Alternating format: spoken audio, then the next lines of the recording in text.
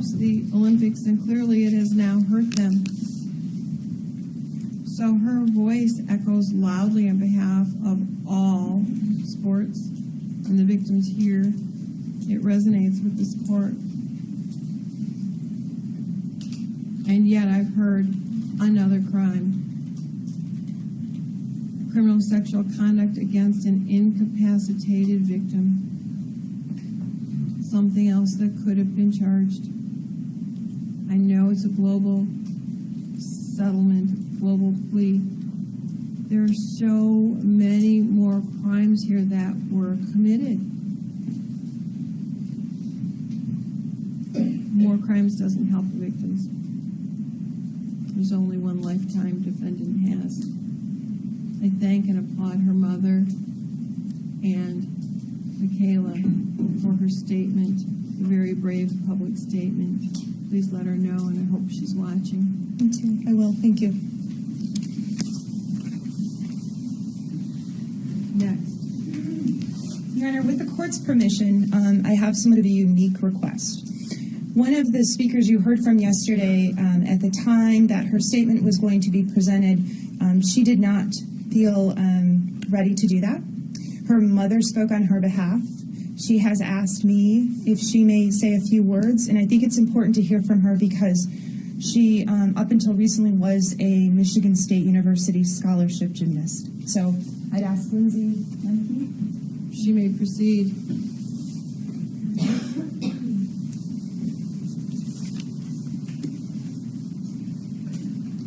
Thank you, ma'am. We heard from your mom. We appreciate you wanting to also come forward personally. It means a lot. Well, thank you. When you are ready, if you could state and spell your name for the record, and you have your support person here? Yes, this is my brother. All right. I love it when siblings come.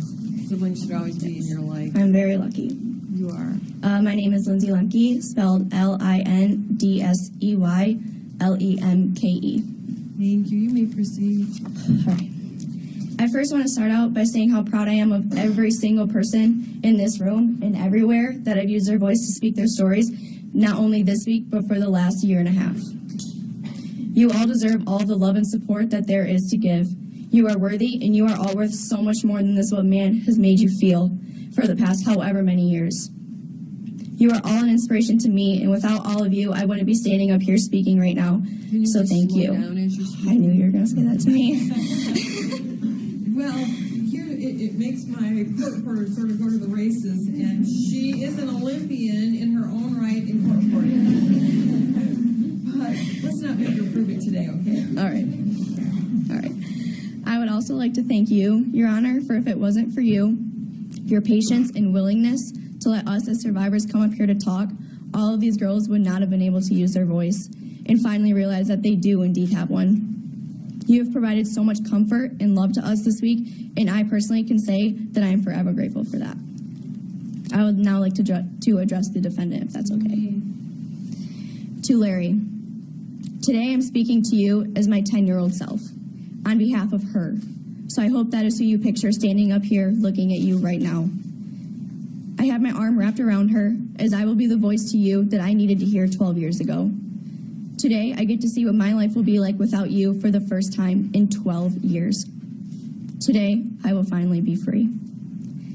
Larry, to me, you are the worst type of person. Someone who takes advantage, someone who belittles, someone who controls, someone who took away trust, childhoods, happiness, innocent, and someone who even took lives of others.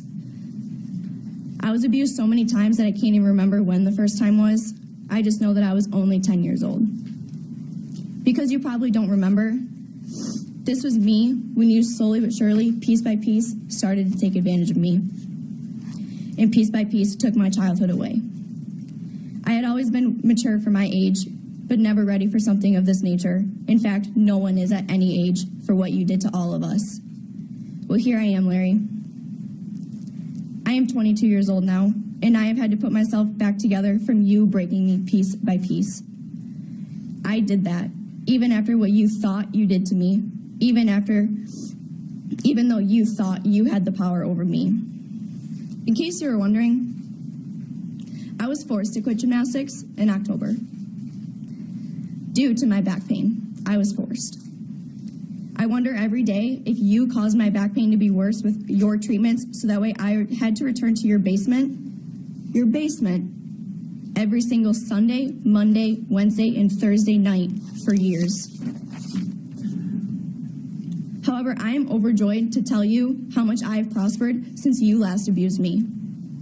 I have competed for 2 D1 universities. I have maintained a 3.4 GPA. I have made the Big Ten academic honor roll. I was named team captain for my senior year by my teammates. I will be working for the Chicago Cubs this summer on an internship for event coordinating. I was selected to be on the MSU Student Athlete Academic Council. And most importantly, in December of 2018, I will graduate with my degree in hospitality business, where MSU has the #2 ranked hospitality business school in the nation. You did not slow me down. You motivated me to push forward full force without you. Today I speak to you because us women, we are stronger than you thought you ever were. We control you. We together will rise while you fall. And we will not stop fighting until you are less than that of what you made us feel for years. You sit up here and shake your head back and forth, and you looked confused because you still don't believe what you did to all of us was wrong, and that's the worst part. You abused us, and you don't even remember. That's sickening.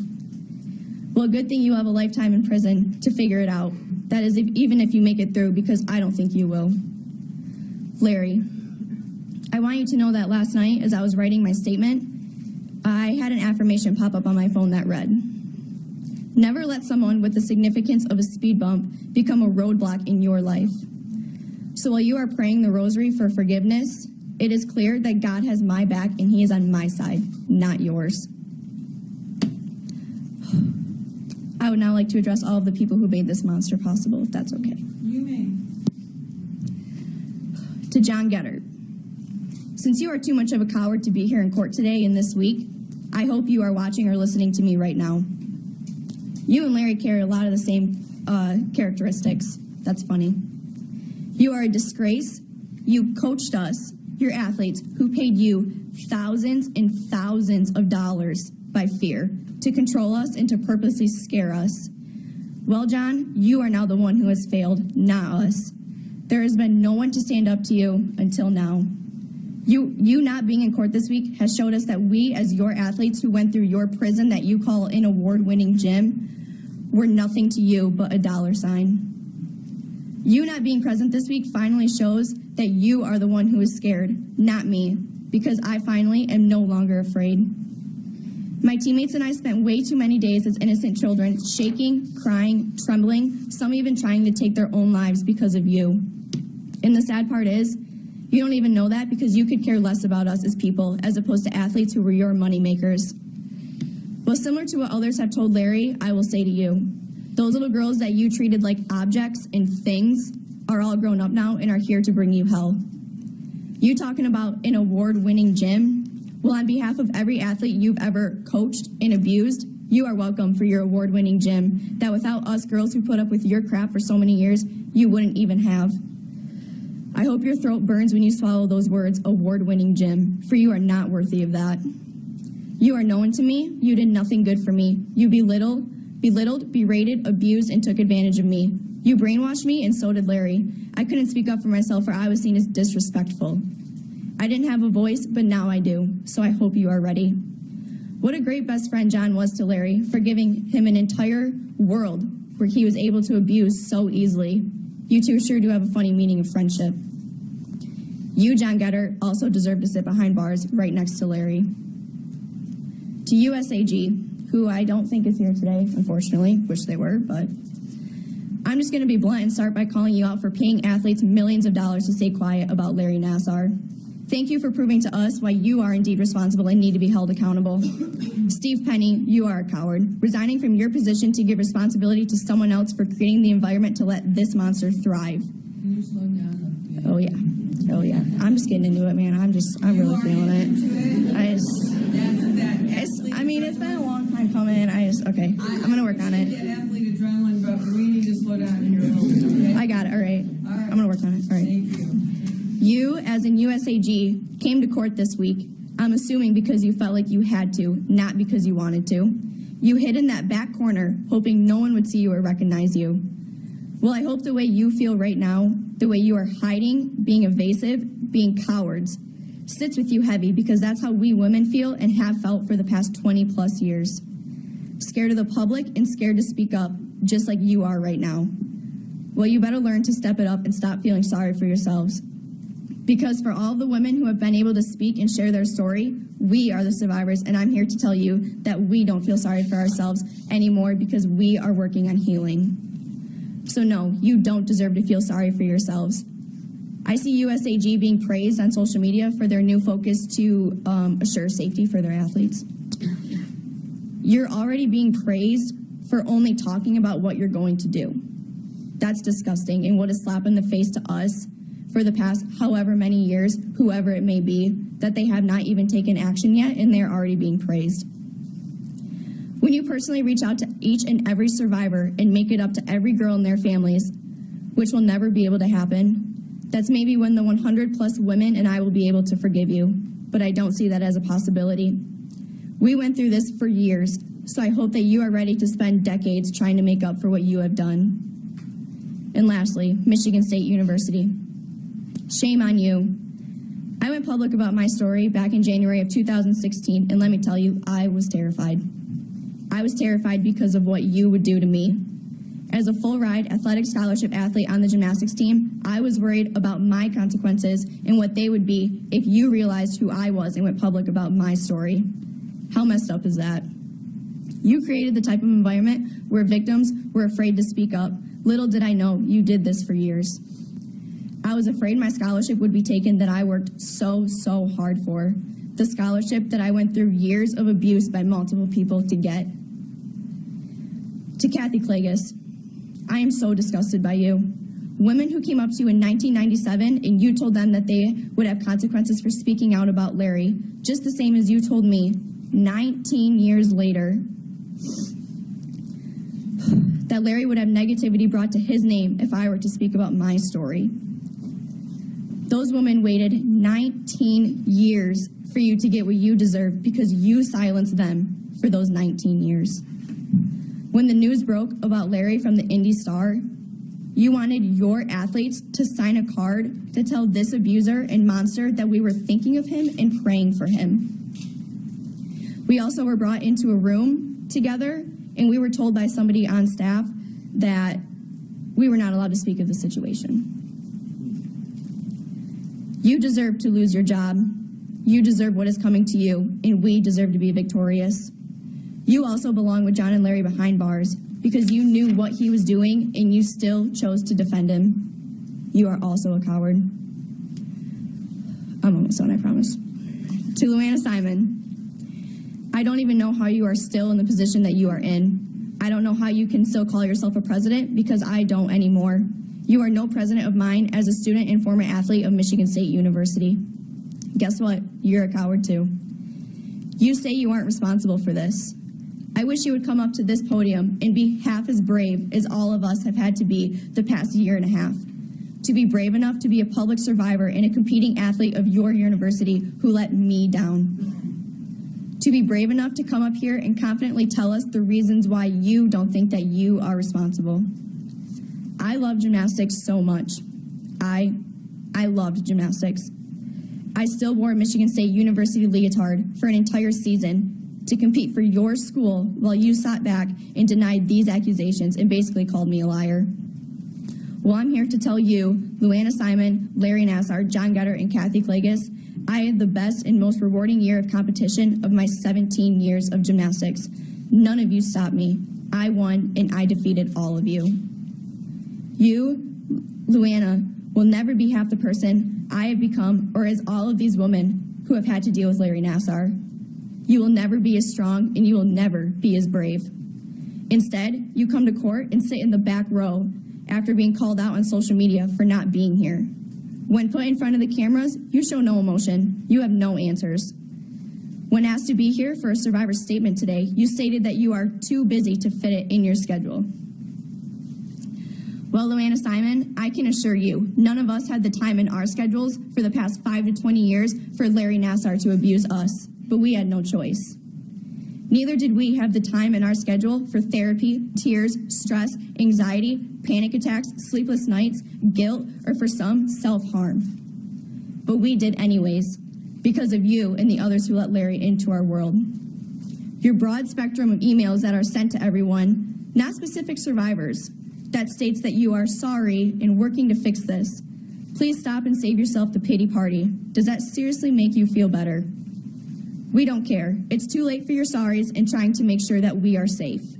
You act innocent. You are hardly a president of any kind, especially of the university in which I still attend, and frankly, I am proud to attend because I am too big of a person to let your small-minded selves ruin my college experience.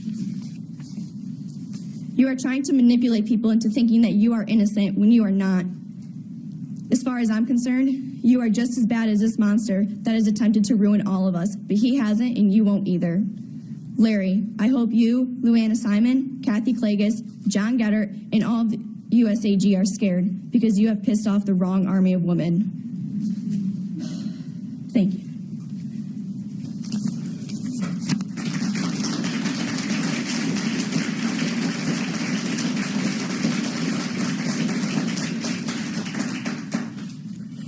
Dang it, I told myself I wasn't going to cry, and then I just... It's okay. They're good tears this time. I know you shed a lot of other kind of tears, but those are good tears. Powerful tears.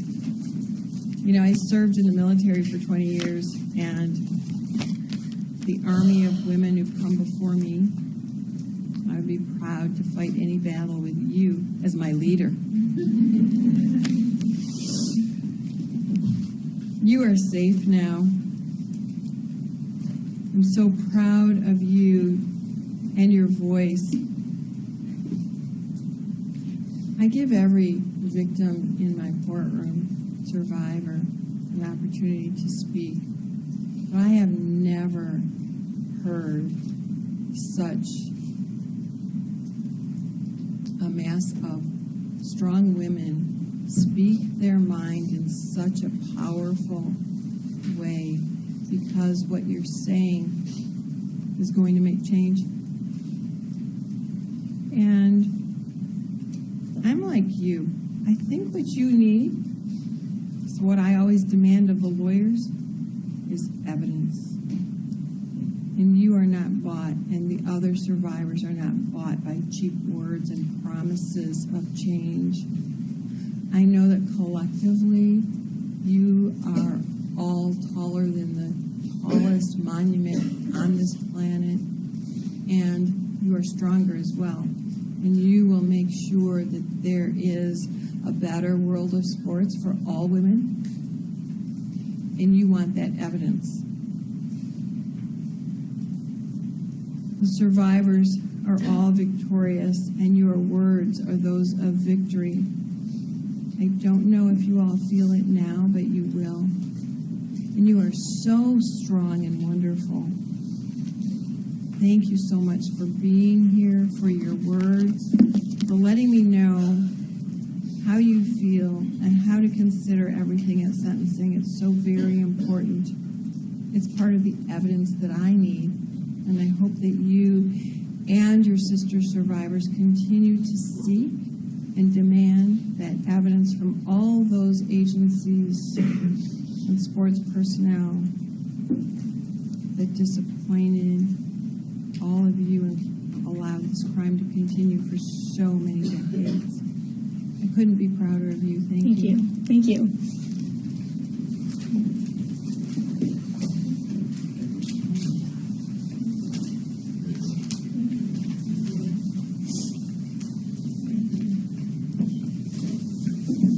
Publicly identified. This is Nicole Reed, and I've also displayed a photograph of her at the time of the abuse. Thank you. Can she come closer? Yes, yes. And who is this? This is my sister. Thank you for being here and supportive. Ma'am, please state and spell your name for the record. Nicole Reeb, Nicolereeb. Thank you for being here. What would you like me to know? I'd first like to thank you for giving me and all of my fellow survivors the opportunity to share our stories. I can imagine that sitting through and listening to all of these horror stories cannot be easy, and I commend you for that. Thank you. This opportunity to face my perpetrator is terrifying, but undeniably empowering. The first time I sat in Larry Nassar's exam room, I was confused and in awe. Hanging on the wall was a picture of the 1996 Olympic gold medal gymnastics team with every teammate's signature. There was a candid photo of Carrie Strug being handed over to him after her iconic medal-winning vault. I sat in my living room with my mom and my sister just a few months prior watching that vault live on TV. I couldn't believe I was being treated by the same doctor. I felt lucky and special. I remember bragging to my friends that my back doctor was the doctor for the U.S. gymnastics Olympic team. I was sent to Larry Nassar my senior year of high school, 1997, after my family doctor could no longer help me with my back and hip pain. I was a dancer and an athlete, and I was determined to finish my senior year able to practice and compete. So she sent me to Larry Nassar, the best of the best.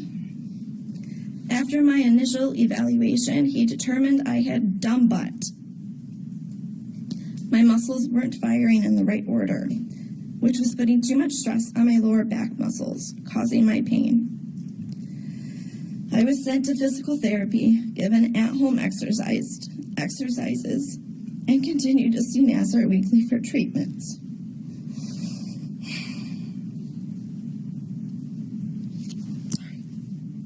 Take your time. He called his treatments myofascial release. He would work the knots out of my back and hips, often all the way down my legs. It was uncomfortable and painful. I remember feeling grossed out by his hairy arms sliding up and down my back and down the sides of my legs. I saw Nassar weekly for these treatments, and I began to feel uncomfortable and felt that something was off. He made odd remarks about my underwear. My thongs were perfect for these treatments. He amusedly pointed out a pimple near a private area. He usually had medical students or other staff in the room for the beginning of each appointment, but he would send them out before the actual treatments. I don't remember exactly when Nassar's treatments turned into sexual violations, but I do remember this. I sat in his exam room, half naked, and he sat me down. He sat down next to me with a medical book. We were alone. He seemed a little nervous or apprehensive. He wouldn't look me in the eyes. It felt strange and awkward. Something was off. He said something about not being able to get to the right muscles externally, and he was going to have to go internally through my vagina. He pointed to some words in this book, and he said that the procedure was legitimate and explained what he was going to do. Because it was a medical text, I really had no idea what he was saying. I was 17, maybe 18. I can't remember exactly when the violation started. I was a somewhat reserved kid, and I couldn't help but feel intimidated by this man who was so esteemed in the sports medicine community. I told myself he knew what he was doing. Doctors were people you could trust above all others. I laid face down on the table, already half naked. He was not wearing gloves when he put his fingers inside my vagina. He did not use lubricant. I had only one other vaginal exam in my life, and I did not understand this was unusual. He did not stop when I grimaced from the pain. I was not sexually experienced. I thought his grunting and odd noises were because he was working so hard to get the knots out of my hip. I told myself that what he was doing must be physically taxing. Now I shake with disgust when I remember this, because I realize those were the sounds of his own sexual enjoyment. I continued to see Nassar for periods of time, off and on through college at MSU. I was a dance minor, so the intensity and amount of time I spent dancing picked up. The dorms I lived in, my freshman and sophomore years, were in walking distance to the MSU sports clinic. So once a week, I would trek it to his office, have treatments, and walk back to my dorm room. At one point, he finally had x-rays taken to see if there was anything structurally wrong with my back. There was. I recall wondering why this wasn't done earlier in the course of my treatment. Why did it take years to further investigate why I never got better? I was so irritated by this. As Nassar was showing the x-rays to me and the other staff, he seemed excited, like he had made this big discovery. He told me I had abnormalities in my lower spine called spondylolisthesis, and explained how it affected my body. I have a gap between two vertebrae that causes my spine to become unstable, which causes my hips to become unlined, which causes muscles to cramp and knot. It was something I was born with and would live with for the rest of my life. For me, it meant living with pain for the rest of my life. For him, it meant an excuse to continue molesting me. It couldn't be fixed, so it meant treatments were needed, as long as I was dancing. I usually felt apprehensive walking to his office and usually felt annoyed walking home. At one particular appointment, I had a sinus infection. He insisted that he could help me by massaging my face. He said he was going to mess up my makeup, but it would help. I tried to refuse the treatment, but he was not someone who was easily refused. He forcefully insisted I lay down so he could massage my sinus infection away. I walked back to my dorm room furious because I had to redo my makeup. Until recently, I have always looked back at that incident and laughed at myself. How vain I was to get so upset about my makeup getting messed up. Now, through therapy, I realize that I was so angry because it is much, much safer to get angry about this violation of my face rather than all the times he violated me sexually. I never accepted that I was abused. I only told 2 people before September of 2016. The first was my sister, and it was a casual conversation. The other was a friend and a fellow dancer who had been referred to Nassar. I felt a duty to explain what his treatments were like to prepare her. As an adult, I would sometimes stop and think, that was weird. The next time I see a doctor, I need to ask about this. Then I would quickly and subconsciously repress it to the back of my mind and continue on with whatever it was I was doing. I could never think about it for long.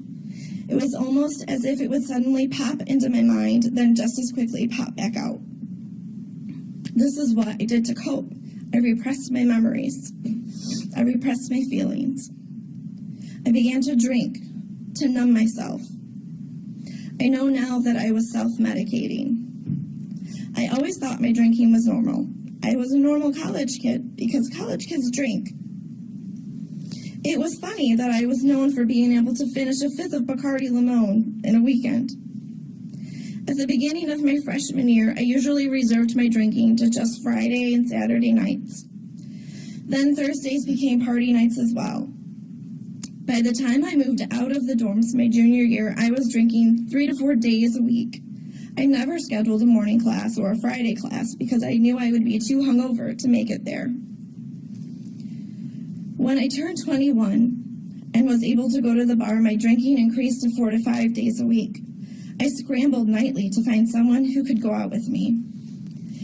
I had friends I could count on to party with me on the weekends, but finding people during the week wasn't as easy. I find myself going out with people who were mere acquaintances just so I could drink.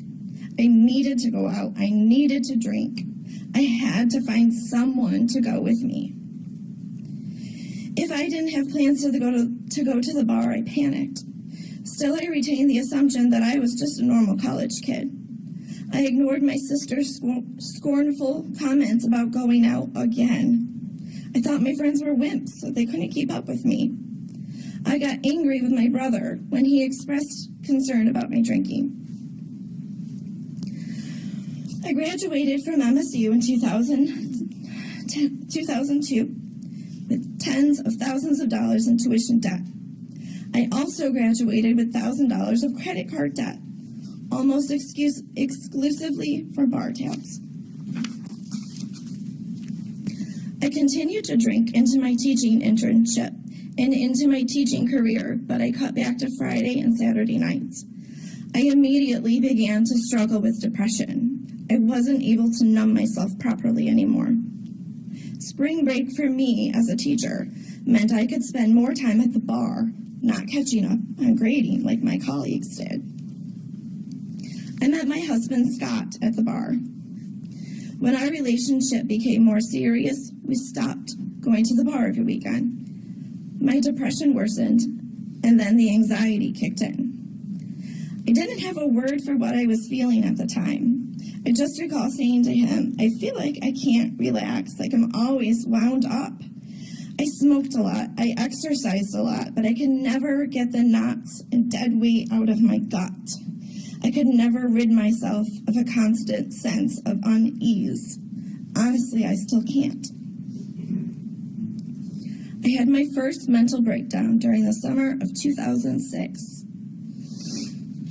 I snapped into a state of panic and spiraled out of control. I lost touch with reality. I had no idea what was happening to me. I thought I was dying, but I didn't know why. I paced, I ran, I walked, I biked, but I couldn't shake myself out of this frightening mess of alarm and confusion. I meditated. My husband, or soon-to-be husband, tried soothing me and calming me, but I couldn't return to reality. I couldn't sleep. I took an exorbitant amount of Benadryl, but still lay wide awake for hours, not being able to sleep. I called my mom. I called my sister. I called the suicide helpline. I was caught in this psychological state for weeks. This began a 12-year journey of coping with crippling anxiety and depression. My general practitioner had me try several different antidepressants and anxiety medications. They didn't help. My doctor finally sent me to a psychiatrist. I was put on multiple antidepressants and stronger anxiety medications. Some of my anxiety and depression was alleviated. I was able to function day to day, but I wasn't really living. It wasn't long before she told me I was too reliant on my anxiety medications. I took them too often. I took too much. And they were only being meant to use lightly or for extreme situations. I took them multiple times daily. My second breakdown was when my husband and I decided to have children. I couldn't take the antidepressant I was currently on while pregnant, so with the guidance of my doctors, I decided to stop. I spent days crying, angry at the world, or curled up on my couch. I had to take a few days off work because I could not function. My OB agreed to let me take a safer antidepressant, but I still was not going to be able to take my anxiety medication while pregnant. Even though I knew I couldn't take it while pregnant, I wasn't able to stop taking it to prepare for pregnancy. I could not exist day to day without something to ease my anxiety. When I became pregnant with our first child, I tried to stop taking the anxiety meds. After spending an entire day pacing and shaking and feeling myself slipping away, I had my husband take me to the emergency room. The doctor sent me home telling me that my mental health was more important than my baby's health, and that I just needed to take the pills. So I did. My psychiatrist and my OB disagreed, and so I began the excruciating process of weaning off. I spent my entire pregnancy anxious and worried that I had harmed my baby because I had taken this medication.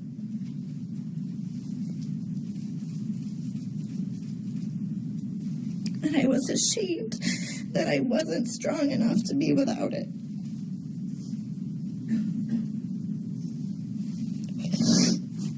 My psychiatrist often suggested and encouraged me to seek counseling and therapy. From then until now, I have seen 6 different therapists. But I always became frustrated and I broke up with them. Because although they did their best to help me with my symptoms, no one could help me figure out the why behind my symptoms. Why was I so messed up? Why couldn't I go a day without anxiety medication? Why was I so emotional? Why did I get angry so easily? Why did I get so nervous to leave the house? Why did I always feel like I was fighting to stay connected to the real world?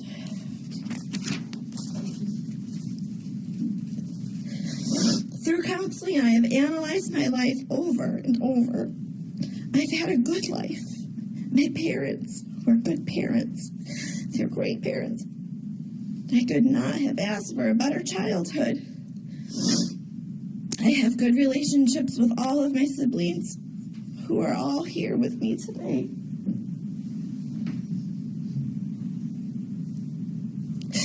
Nothing traumatic ever happened to us, to me, that would cause my depression and anxiety problems. I began to accept that my brain was just wired differently. About 5 years ago, I started seeing a new psychiatrist, and he diagnosed me as bipolar, and I started mood stabilizers. He upped my anxiety medication. When I described how unceasingly tense I am and how I struggle to focus and to complete simple tasks, he diagnosed me with ADHD. Adderall was added to my medication cocktail. My sense of well-being and normalcy would ebb and flow, but I've never been able to get through one day feeling simply content. I did not admit to myself that I was sexually abused until September 2016, when I stumbled upon an article a friend had posted on Facebook. I sat frozen on my couch thinking, oh my God, I was right. I was right. I was right. I called my sister and I said, remember that one time I told you about my back doctor? I didn't realize it then, but that was the moment that my life would truly begin to unravel. Over the next few weeks, I numbly began the process of telling my family and a few close friends that I, too, had been sexually abused by Larry Nassar. I began every conversation with, I have to tell you something, but I need you first to know that I'm okay. I told myself that I was okay, but I'm not. I wasn't.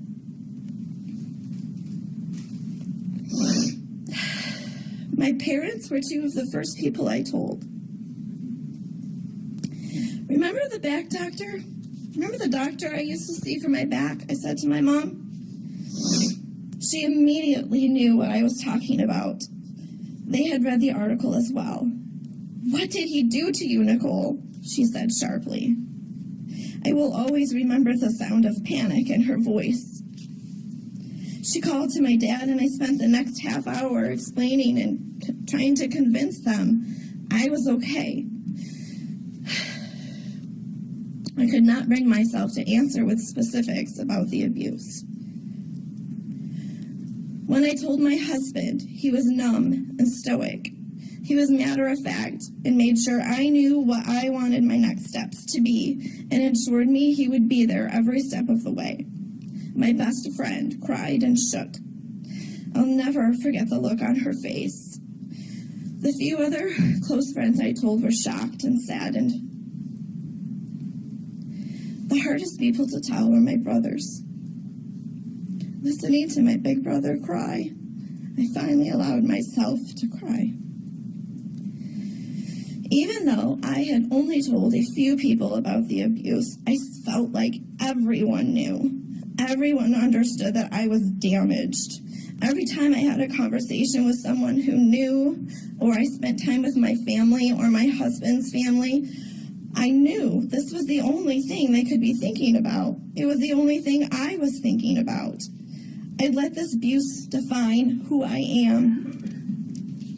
I was afraid if too many people discovered my secret, my job would be in jeopardy. I am a teacher of small, innocent, wonderful little people. Sadly and furiously, there is a stigma attached to victims of sexual abuse. What would my students' parents think of me if they found out about this? Would my coworkers shame me or pity me? For the past year and a half, I have been on an emotional roller coaster. I began by telling myself that being abused wasn't really a big deal. I asked myself if this abuse could be the source of my anxiety and depression, the reason, the why I had been searching for my entire adult life.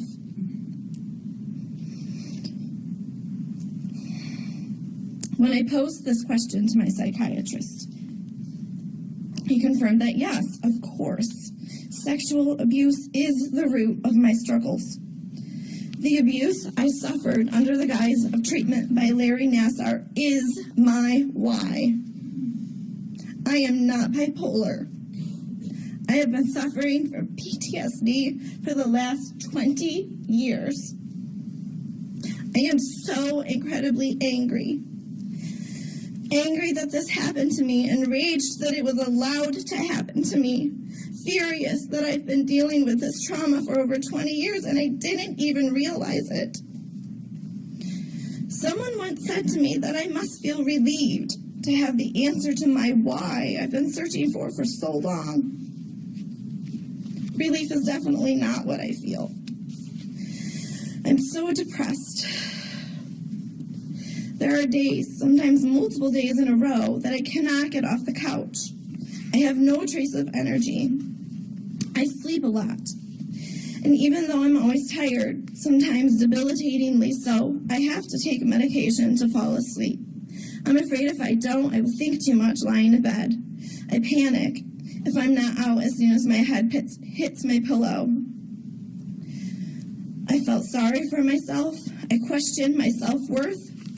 I have holed myself up in my bedroom to cry so my kids can't see me.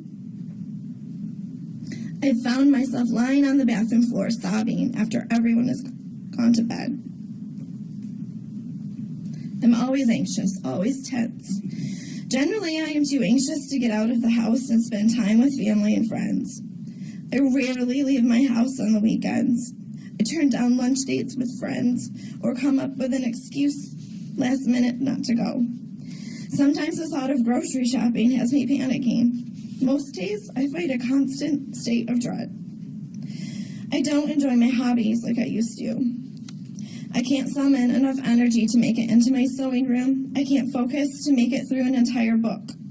Anyone who knows anything about me knows that sewing and reading make up part of who I am, and I've been struggling to hang on to them.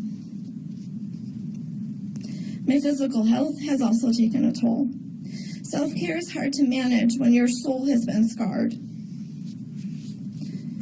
My body hurts from head to toe for days on end for no reason. It is rare I go a day without a headache. I stopped counting the pounds I've gained at 25. And that's just since last September. I was put on blood pressure medication just a few months after reading that article in September of 2016. Over the past year and a half, there have been moments where I've sunk so low that I have wondered if enduring all of this is really worth it. I've wondered if my family would have it easier if I just wasn't here. I haven't necessarily wanted to die, but occasionally I don't want to exist either.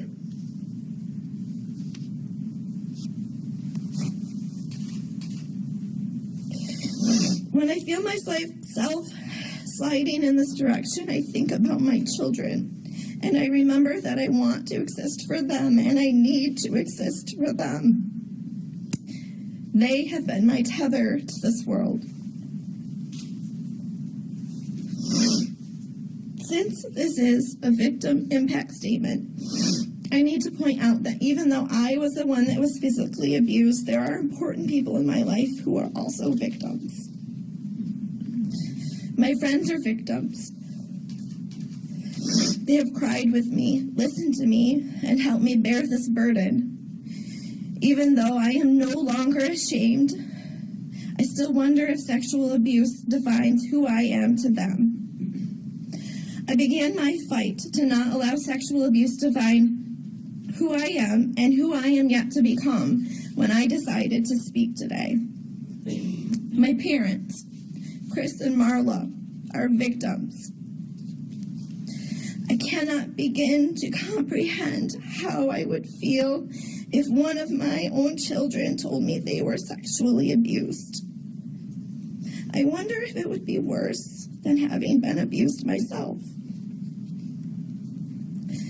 Since September 2016, my parents have both struggled with their physical health. My mother has lupus and rheumatoid arthritis, and the weight of this stress has caused horrible flares, which have led to other health issues. Last spring, she was hospitalized for over a week for pneumonia and sepsis. She was hospitalized right before Thanksgiving again for pneumonia.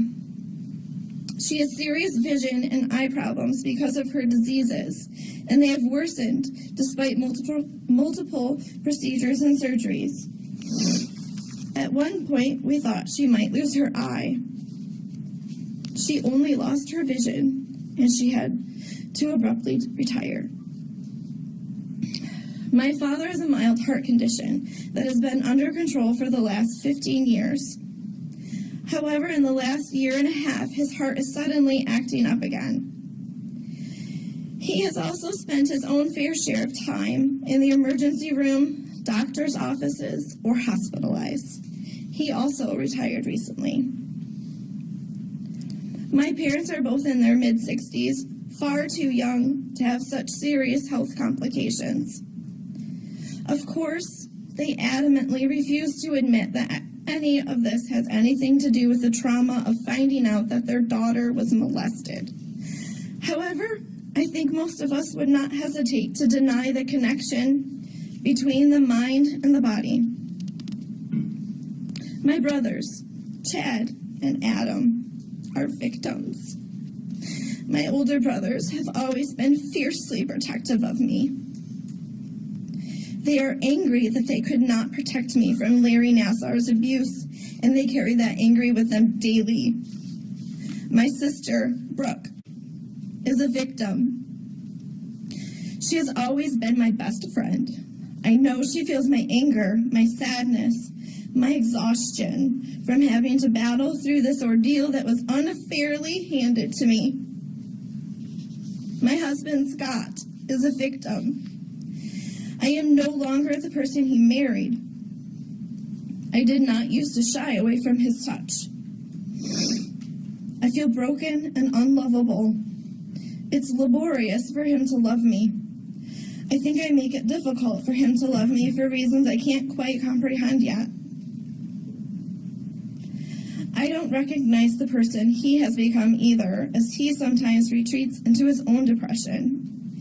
Hearing that his wife has been sexually abused, seeing her suffer and being helpless to ease her pain has damaged his spirit.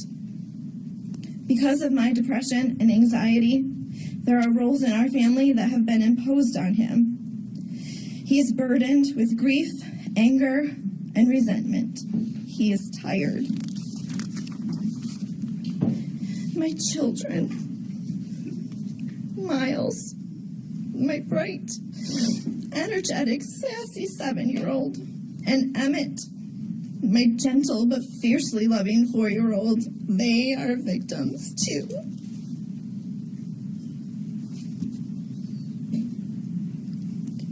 Some days I have to remind myself I have 2 beautiful little humans to take care of. And although I take solace in loving them, sometimes I must force myself to make dinner, give them baths, read and sing with them, help with homework, put them to bed, or simply be with them. Hearing, "Mom, why are you so grouchy?" Or, "Mom, you've been really lazy this summer," is hard. Especially because I cannot explain to them why. They don't know what has happened to me. But I know that they can feel my hurt, even if they may not realize it.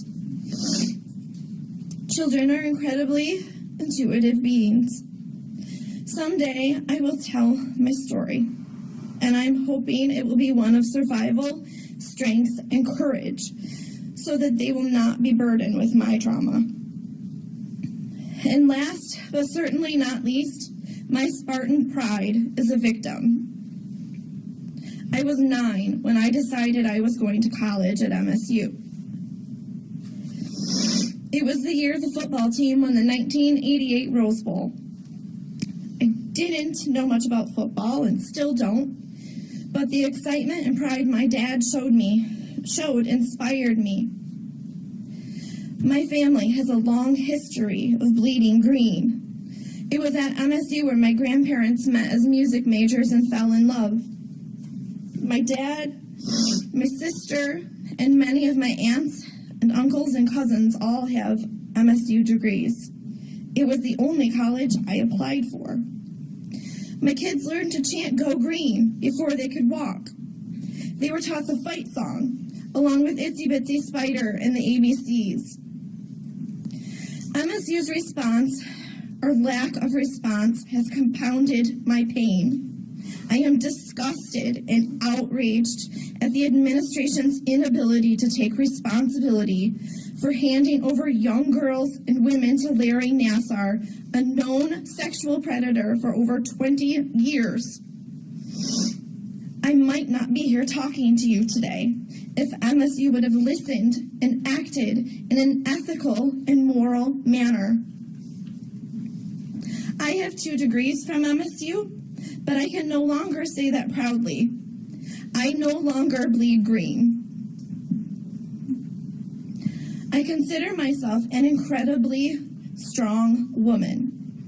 By standing up here today, sharing my journey, I feel more courageous than I ever thought possible. I am a fighter. I am formidable. I have an amazing support system. My family, my friends, my coworkers, even people on social media whom I've never met have helped me battle through this.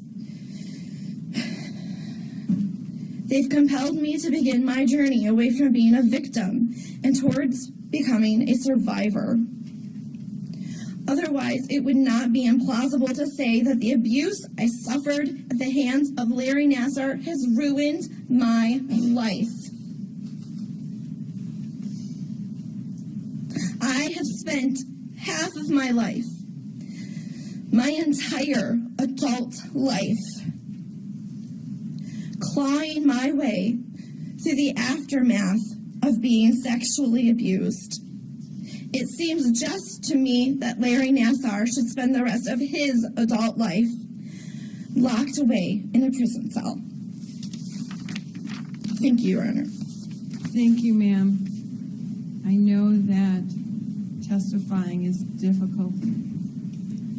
I hear that from many victims, but it is also empowering, and I think you've just discovered that. I know that when you prepared that, you likely had reservations given the history you've told me, but I'm hoping that it is the right medicine for you to actually heal, to be able to get back to what you love, your family, first and foremost. And one stitch at a time you're sewing, and one word at a time you're reading.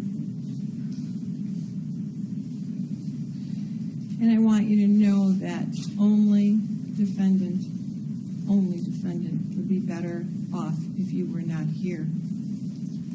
Please, stay with us. Stay with your family. Your children need you. The community needs you. Your voice, along with your sister survivors, needs you. It is bolder. It is stronger. It is bigger. He withers while your voices get stronger. He will be behind bars for the rest of his life with the combined sentences. There's no question of that. Regardless of what I do, it's already been written. I haven't made my final decision, but your words certainly help. And I'm hoping that your words, spoken publicly, release once and for all the knots and dead weight that you've been feeling. I hope you feel free now. You need to be free to live the happy life that you deserve. You are not defined by this. Never have been defined by this. Never. You are defined as a strong, beautiful mother, woman, citizen, voice. You are defined by empowering other women. I don't think you realize how invaluable that is. You will never be defined by anyone, by what this predator has done. You need to release yourself of that. I'm hoping that your words, publicly spoken, have done that for you. I know it's not an easy journey, but I think really this was the best medicine. I agree.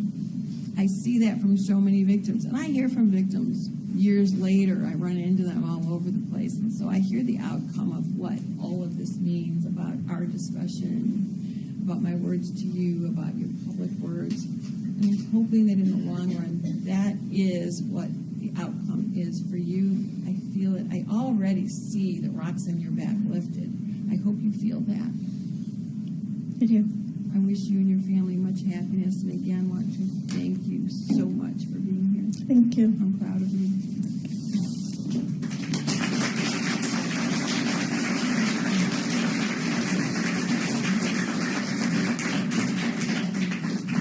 All right. We need to take a break. I will see you back in 15 minutes. Thank you. All rise.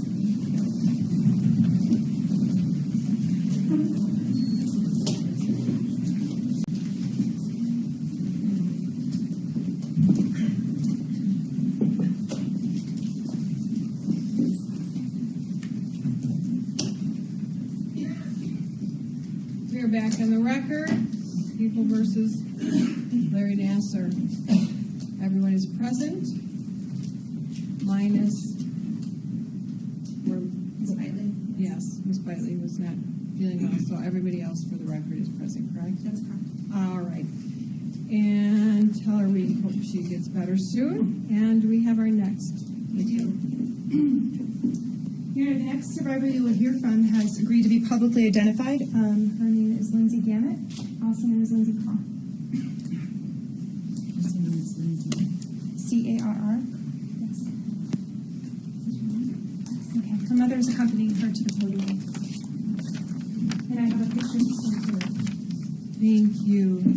Mom, if you would like to get closer, you may. If you want to stand there, that's all right as well. It's all right. For the record, please state and spell your name. Lindsay Gamet, Lyndsy Gamet.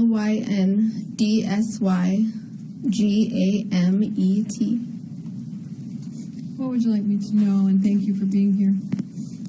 Thank you.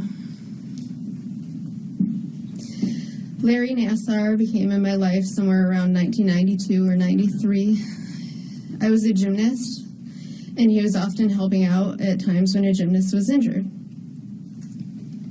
He was always around. The first time I met him was due to lower back pain. Larry was immediately friendly, a wolf in sheep's clothing. He would spend time talking to my mom as she worked at the front desk.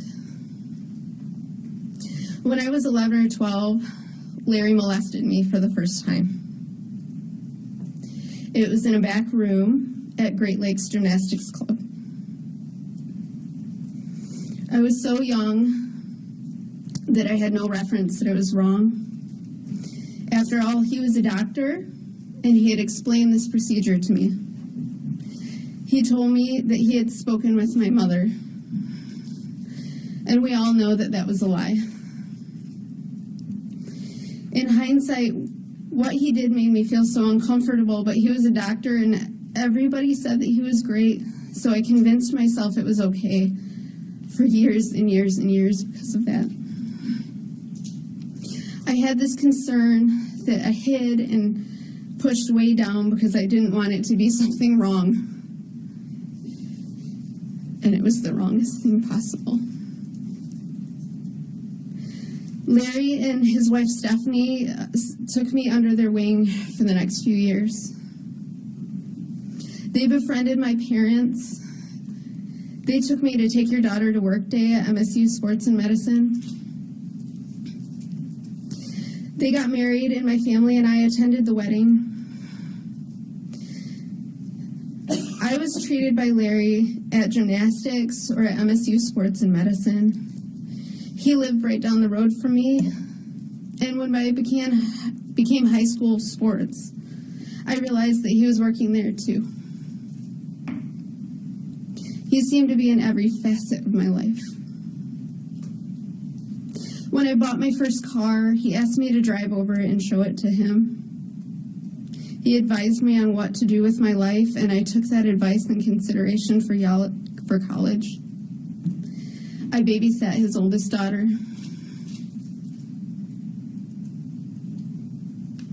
All of those things assisted in convincing me that nothing was wrong with those procedures that an MSU USA Gymnastics doctor was doing on me. Even the times when he treated me at his house with his so-called treatment. This has affected my life in countless ways that I'm just beginning to grasp, and it might take a lifetime to understand. I was treated for stomach ulcers at a young age that were said to have been brought on by stress. I had suicidal thoughts. Relationships in my life has been deeply strained. I was a carefree, silly little girl until this happened, and afterwards there was a cloud. And the cloud has followed me into every relationship in my life, especially the most important ones. I will also never forget the day last year, in 2016, when I heard the story in the news. That was the day when I realized that what he did to me, he also did to other women.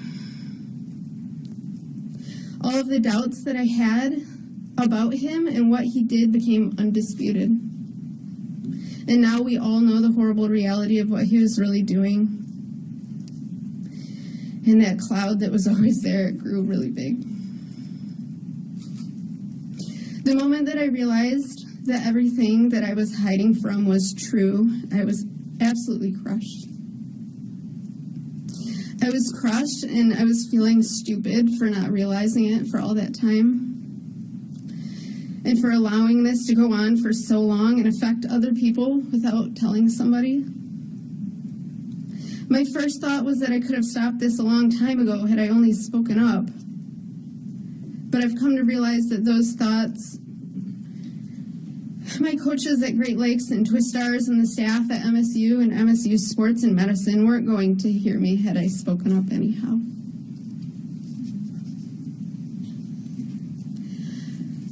I'm angry with Larry Nassar today.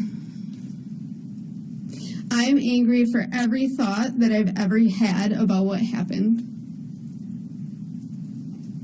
I'm so angry for the times that I haven't been the best mother to my kids because of this, and every moment that I've spent away from them to deal with what Larry did. I'm angry for all the times in my life that I sat there and I Googled this so-called treatment just to help myself sleep at night. It never helped because I never found any information on it. I still can't sleep at night, and I hope that Larry can't either. I've had to live with this wound, whether gaping open or a faded scar, and I will always have to live with it. And so do all the people in my life, especially my parents. I hope that the time that was taken away from me and each one of these women are also taken away from Larry Nassar. I hope that he never sees another child as long as he lives. The facade that he was able to put on for all of those years was so deceiving that he should never have the chance to see the light of day. Thank you. Thank you for being here. His facade has been peeled away by your strong voice and the voice of your sister survivors. I understand, and you are sadly correct, that in the early 90s, if you would have spoken up, much like the other stories I've heard, there's a strong likelihood no one would have heard you. I hear you now. The world hears you now. You need to go forward and have a peaceful sleep. The man who brought all of this on will be put away forever. He can't bother you anymore. And you should be proud of the words that you've said. You are crushed no longer. He is crushed. You rise. You rise with your sister survivors in strength as an example, a strong woman and mother. If you even think about toppling over, he will win.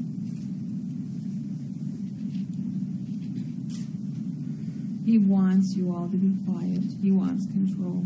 You have taken the control away from him. You have control of your life. And you need to give all that energy that you're putting toward sadness, toward your children. And Mom, you don't have any blame either. I see it on your face.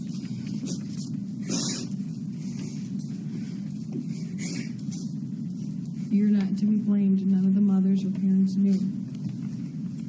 You need to let go of that in order to help your daughter stand tall and your grandchildren and go forward happy.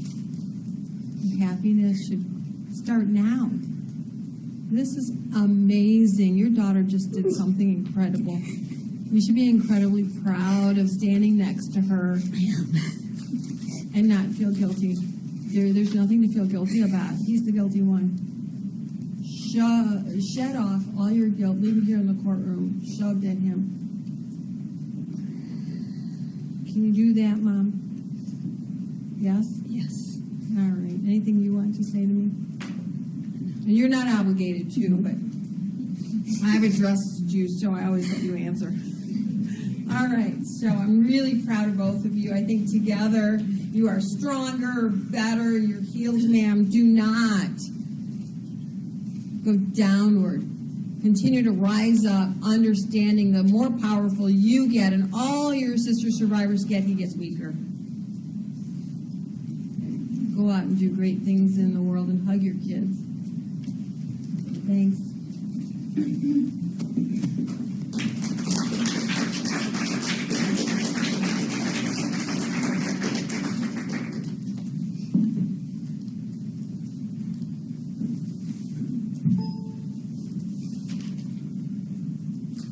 next?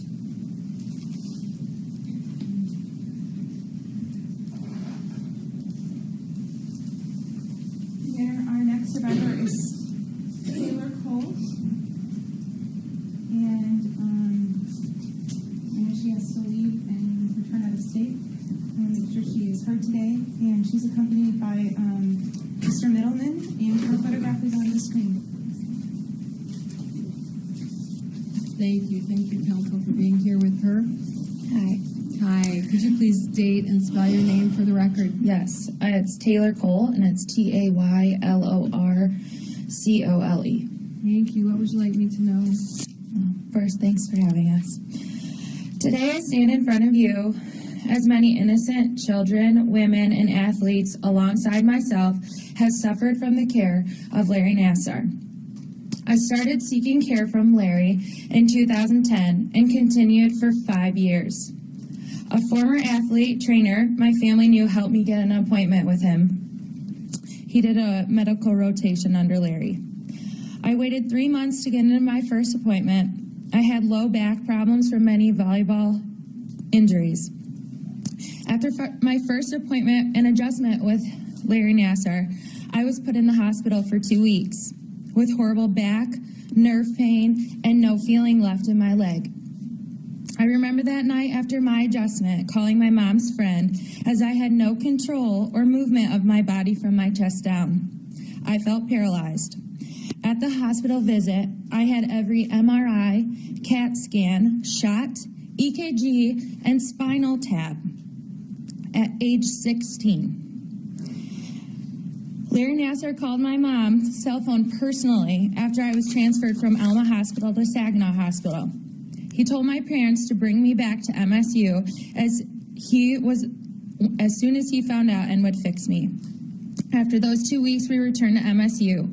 I could barely walk or stand on my own. My dad carried me to the room, and he told my parents that he was forever indebted to us. He had never put anyone in the hospital from an adjustment. From that day on, he joked about my unflexibility, and he stretched me out at the beginning of my hour-long adjustments, sometimes longer. I drove 45 minutes 1 to 2 times a month, sometimes more depending on the month's pain or injuries. My parents would take off work. My mother would bring him pumpkin muffins as a thank you as I was getting the best care. But in reality, could I have avoided 5 years of pain, tests, and medicines? Larry kept telling me and my parents that I could play, and I structurally couldn't hurt myself, regardless of what other doctors had told me. Did he keep just bringing me back for his pleasure? It's amazing how much a person or athlete can endure because they love a sport so much. I have had dozens of doctors tell me to stop playing volleyball and that I could ruin my future. In high school, I quit basketball and soccer and attempted to get better for my senior year of volleyball. I continued collegiate volleyball while trusting in you and only you. After one of my collegiate volleyball accidents in 2014, it put me in a wheelchair for a month. The day before my accident, I was at MSU for an adjustment, and for the first time ever after an adjustment, you said that I could play in my game that night. That next day, I fell in practice. The whole gym went silent as I lost control in my lower body. Over years, I have had countless shots and scans, spinal taps, and injections, as I did in my first hospital stay. I fought endless nights with my parents about not giving up my college career, and that Larry told me I could play, halting my relationship with my parents for months. I finally gave up my volleyball career in 2015 despite what Larry said, and only came back for treatment one more time. The last treatment I had with Larry, he mounted the table and penetrated my vagina ungloved while grunting and making inappropriate remarks. He bent me over to check my hip alignment, pulled me close to him, and pushed my head down. That day I knew I would never return to his care. Not because I knew at the time he was abusing me, but deep down in my gut, I knew something wasn't right. I have been told that the damage I have had over the years could allow me to never have my own children. And if I am able to get pregnant, it will be a bed rest, scary, and difficult pregnancy, and that it will be very difficult to hold my children when they start to grow. That I have already seen complications with. Today, I will say to you all that this man has broken my world alongside my parents. This assault has affected me physically, emotionally, and mentally, while tarnishing relationships I have now and many that I will never be able to create in the future. This sexual assault and molestation has affected my job, my dreams, my trust in people and doctors. I hate the color green and white and despise anything that is associated with MSU. I wake up in pools of sweat, screaming in nightmares.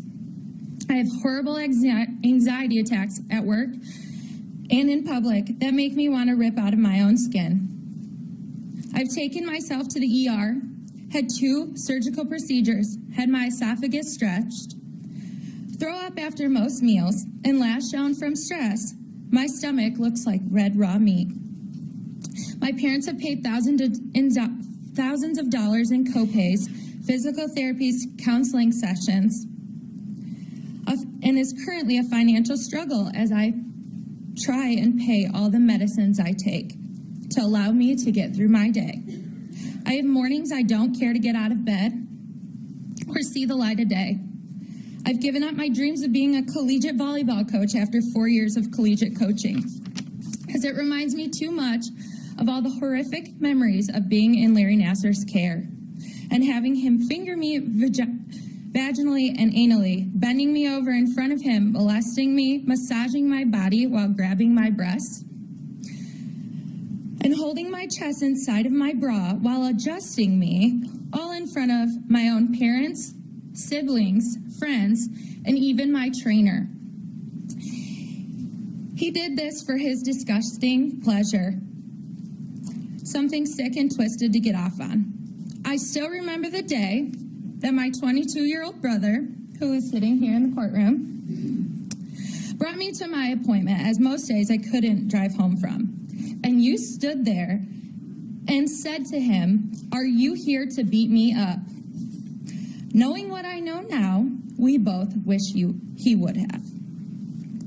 My love life has taken a toll as I hate being touched, hugged, loved on, and I hate being in uncomfortable situations that at one point was places and people I loved being around. I hate wearing shorts, and more than anything, there are days I hate being in my own skin. Larry has affected and damaged my parents, which I will hate you for till the day I die. They trusted him with their baby girl.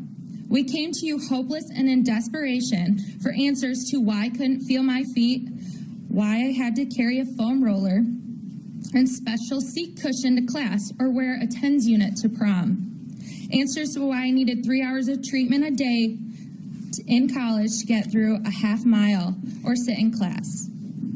I can probably count on how many days I was physically able to play volleyball versus the many days I sat and observed while seeking treatment. I trusted him, and he took advantage of me and hopeless athletes, children, and family. I would like to now address Larry Nassar.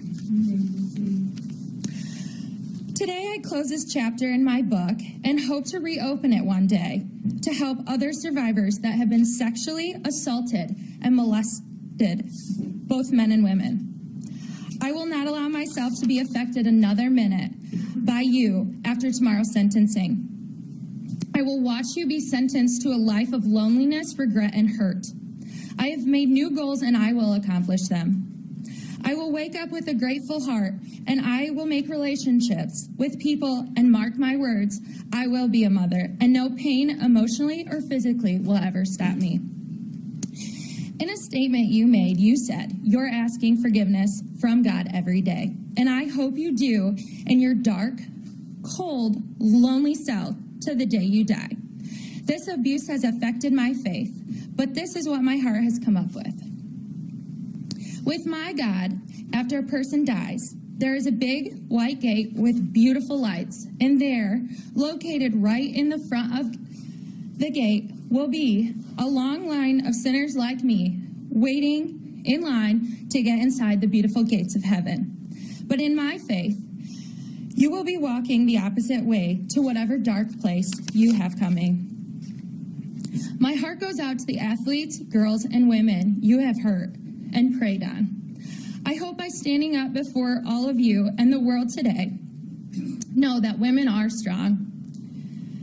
The women you preyed on for many years are not just innocent little girls with big dreams of becoming amazing athletes. We have grown into strong women who no longer are innocent and scared, but will stand out and speak out to the once famous Olympic gymnastics doctor.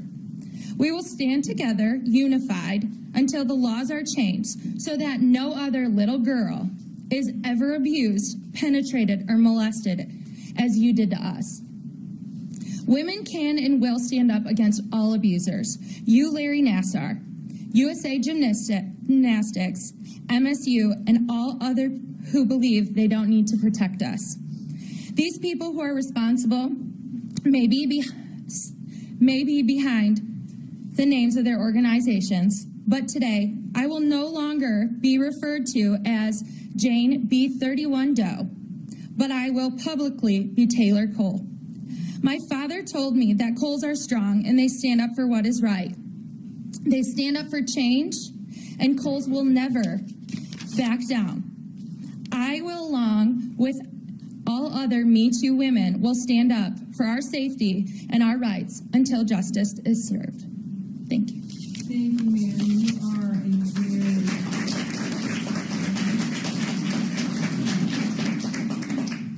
You are a very strong survivor with a big, amazing voice and a big, amazing heart. You have beautiful skin that you should feel comfortable in. That big voice, those words that you echoed, should allow you every day to feel comfortable in that skin, to push away those nightmares. He's gone. Your words replace what he's done to you. They are strong. They mean change. And you are gluing your world together by what you've done today. You and your sister survivors. The best medicine that you have is yourself, your voice. The world has just heard you. The changes that you and your sister survivors are making and will continue to make. Protect all children, including those of your own. So I want to thank you for being brave enough to be here, and I wish you continued success and health, and keep that voice talking, yelling, screaming about change, because you are a pillar of strength. Do not weaken. Thank you. You have it in you, ma'am. I see it. And now you're smiling, so I really hope that you continue to smile every single day and get stronger, because that's what I see for you. He will get weaker, as you say, behind bars in a cold cell.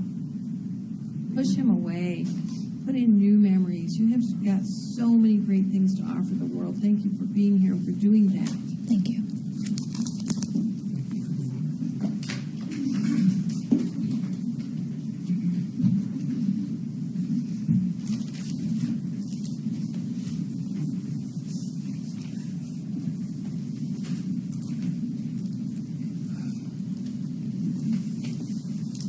The next survivor you will hear from is Jessica Smith, and she has agreed to be publicly identified.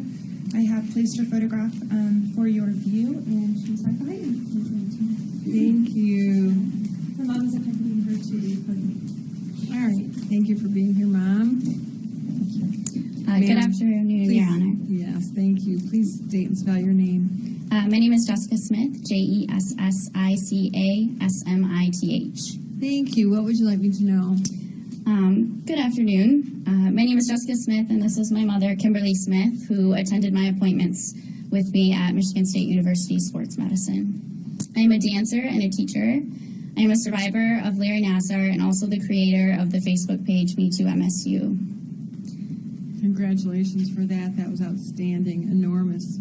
Thank you. I want to thank everyone who has reached out to me with their stories on the page. You are amazing.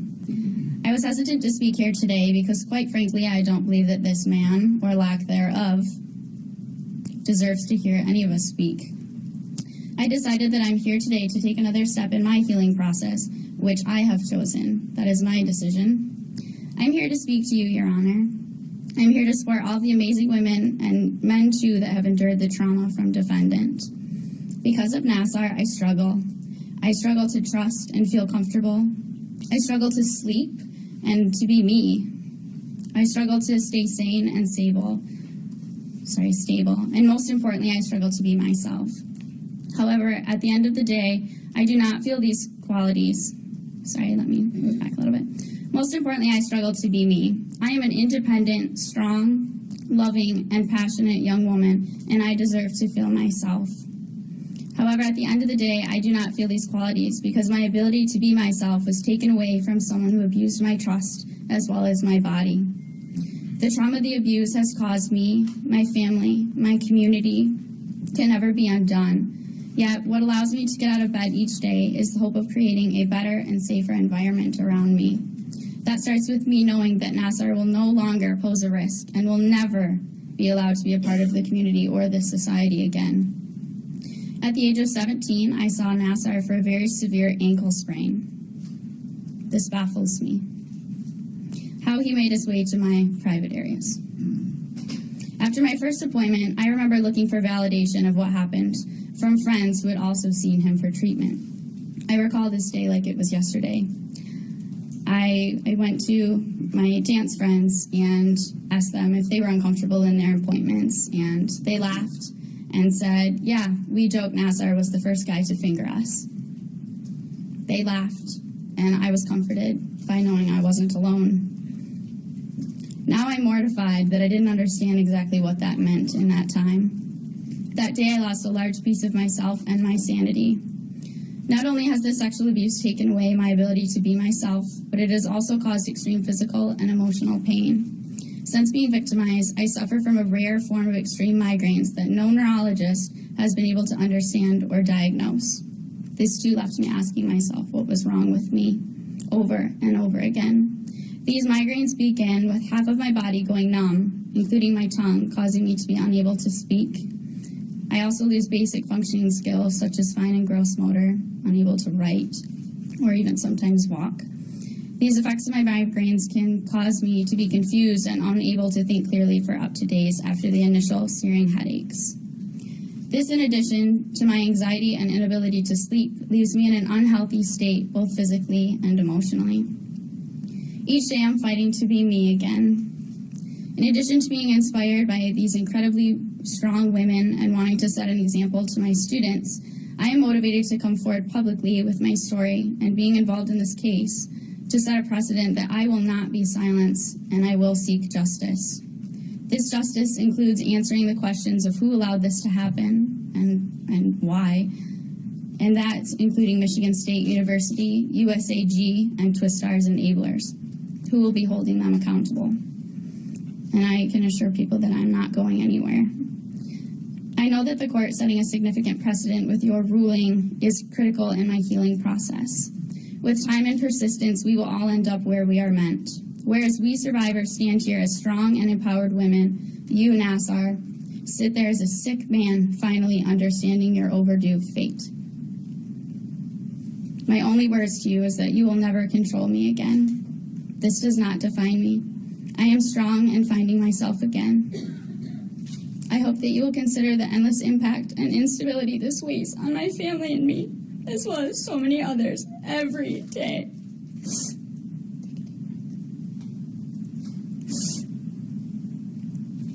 I want to thank you, Your Honor, for the very large role in my healing process that you've taken.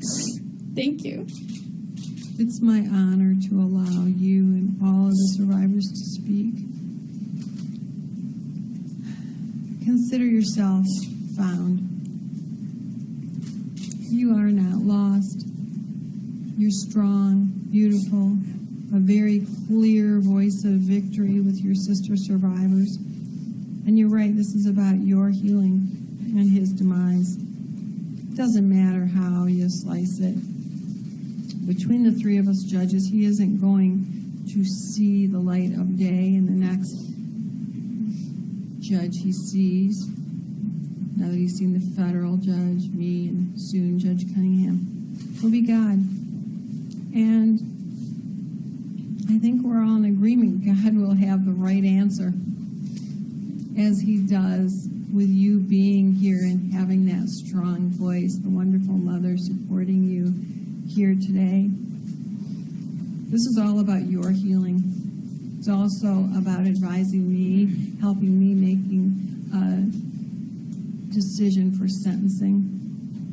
As much as there's that plea agreement, I still have to decide a few things. And all of your voices collectively help me as much as it's important for you to heal. It's also important that I make the right decision. And you need to take pride that you're helping in that decision. You're also strengthening the sports world so this never happens to anybody else. So you found yourself. You found a strong voice. Continue with that. I look forward to seeing a lot of smiles. No more tears, except those of happiness. Good luck to you, ma'am. Thank you. Thank you, Hannah.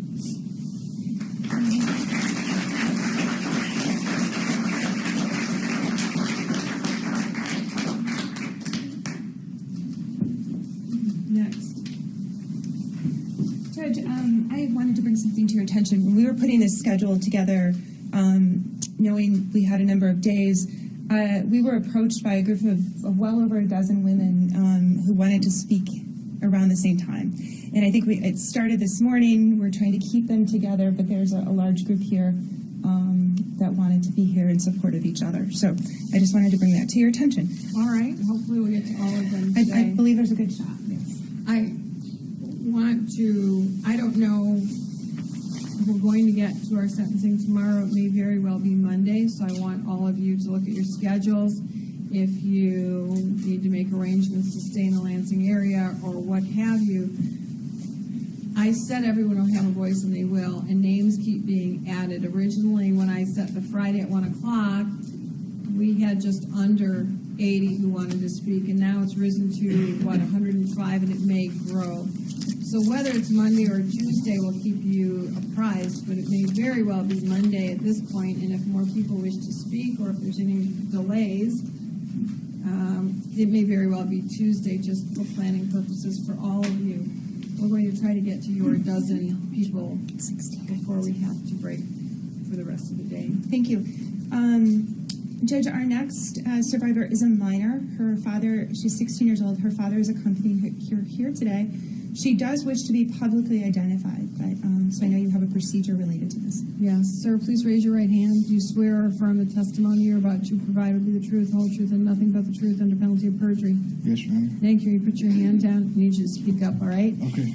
And you are the father of this beautiful woman next to you? Yes, Your Honor. All right, and she's 16? Yes, Your Honor. And you've had an opportunity to speak with her in regard to publicly stating her name, her image, and what's happened? Yes, Your Honor. And you and she are in agreement that she publicly make this statement?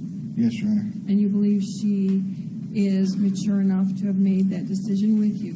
Yes, Your Honor. And you're allowing her to proceed at this time? Yes, Your Honor. Thank you for being here. Ma'am, thank you. That's a very brave decision to make at your age. If you need to take a break, let me know. I need you to keep your voice up. Talk at a speed that we can all understand you. And begin by stating and spelling your name for the record. Can I interrupt for just a second? I apologize. I know it's the Guerrero family has provided me with a photograph. We have a photograph on the screen of her in gymnastics, but they have a unique photograph they want the court to see, a photograph of her during one of her treatments. But I believe Tony. May I see this, sir? Yes, Your Honor. They'd asked me to provide that to you for your viewing case. Can you approach for a second? Yes. Why don't we have, can I have counsel all approach?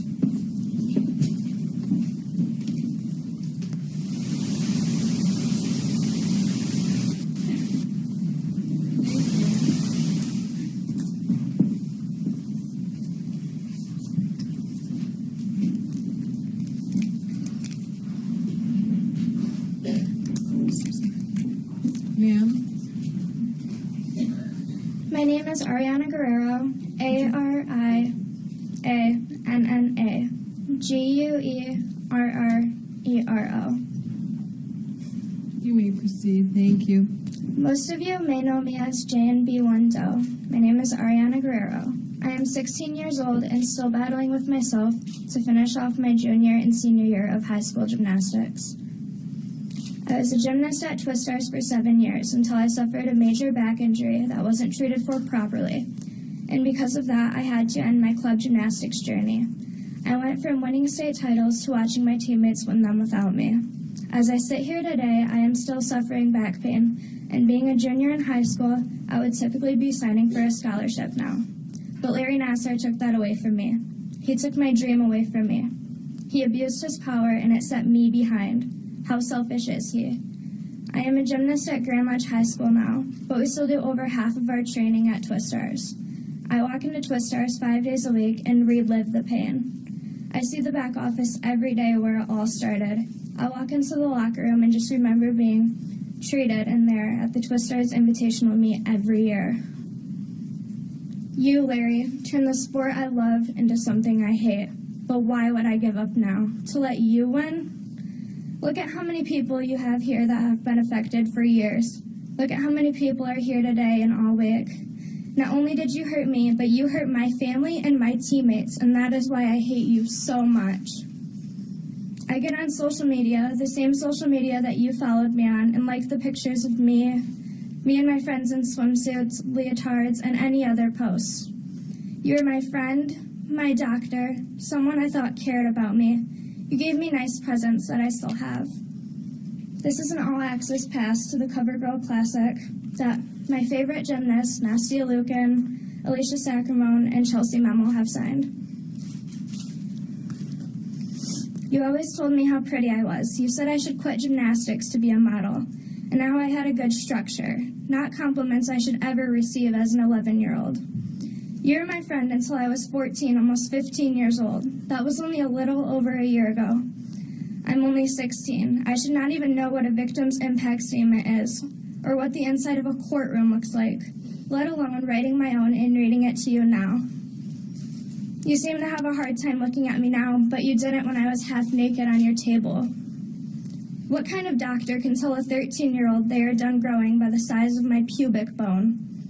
What kind of doctor can tell an 11-year-old patient that I don't have to call the office to see him? I can message him on social media.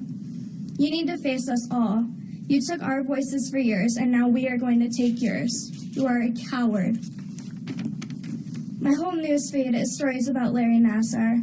You used to be known as a gymnastics god. Now you are known as a child predator, the worst kind. If I see anyone with an MSU shirt or hoodie, I get sick. This could have stopped decades ago, but you kept doing it and never got caught. It's absolutely sickening.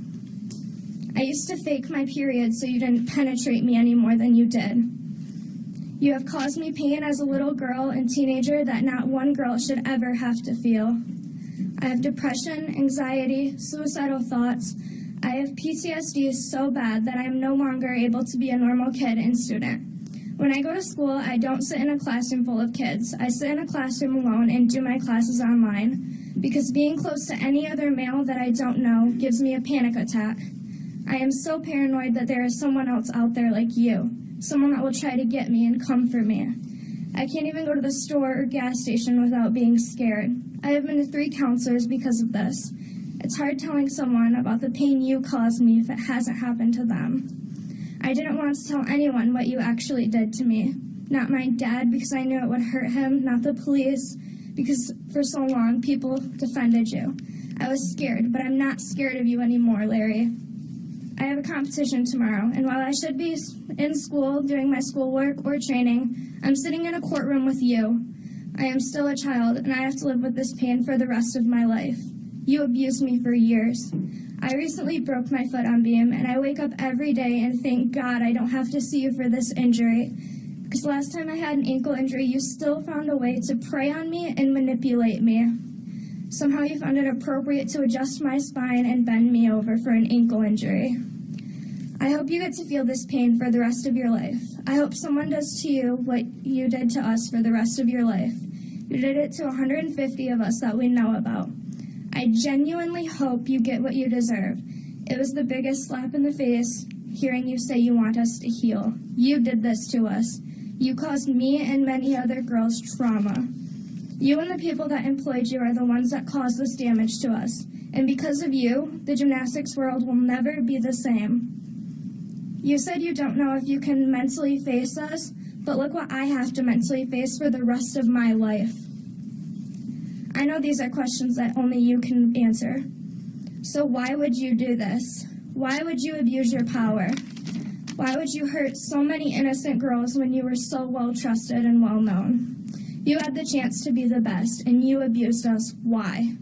Why did you make me hate the one thing I loved so much? Why did you take my dreams away from me? Why did you make it where I can't trust my own doctors? You knew what you were doing, and you still did it. Why? Why did you do it for so long? Why did you cover it up?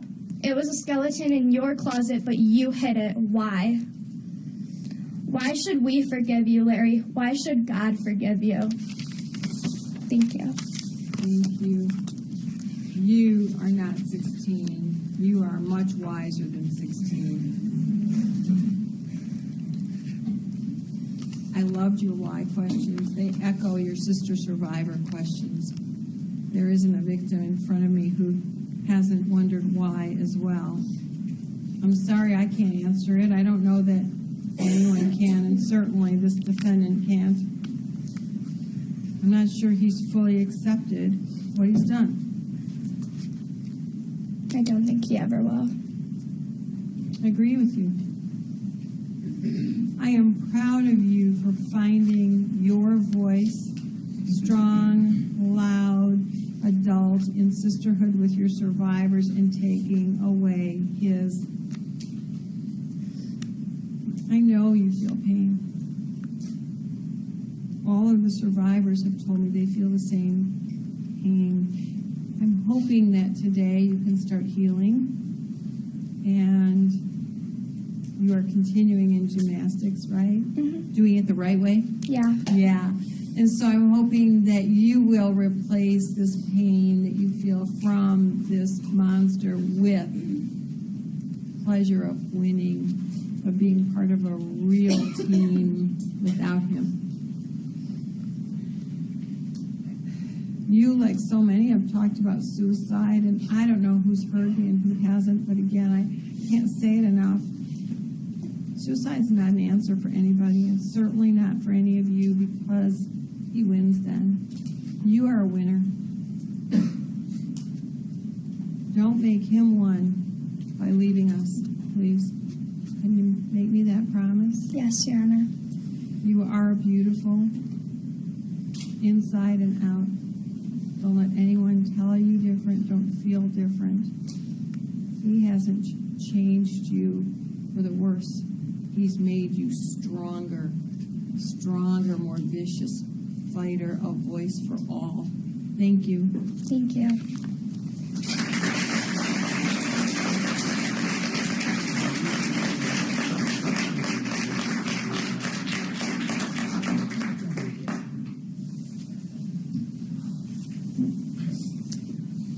Your Honor, I am especially glad to be able to introduce to you the next survivor.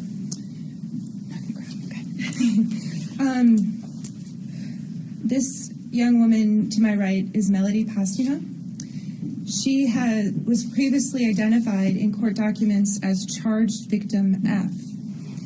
And about 7 months ago, when she was going to come to court and testify at the preliminary examination, at that point in her life, it was too much. And we had many conversations about the best way to support her and honor her choices and give her legitimate choices. And at that point, she chose for us to dismiss those charges, because we would never make a victim come to court if they did not want to participate in that manner. And Detective Mumford and I supported that, absolutely. Fast forward 7 months, we're here today, and she wishes to both be publicly identified and speak. And she's accompanied, I understand, by her newly married husband. Okay, so I just want to be clear. So this is part of the charges that were dismissed, so we're not talking about restitution. Yes, you're accurate. All right. Yes. Thank you. Thank you, ma'am. Thank you. You may approach husband. You can stand next to her, behind her, however you two prefer. Thank you for being here.